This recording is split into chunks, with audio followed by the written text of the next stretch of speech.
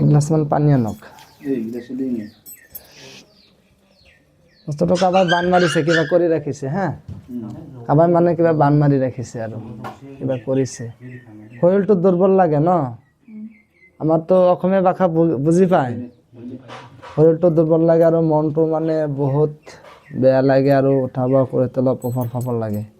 অলপমান থিয় দিয়কচোন হা হা দুৰ্বল না এজনে এই কৰি থিয় কৰা থিয় কৰা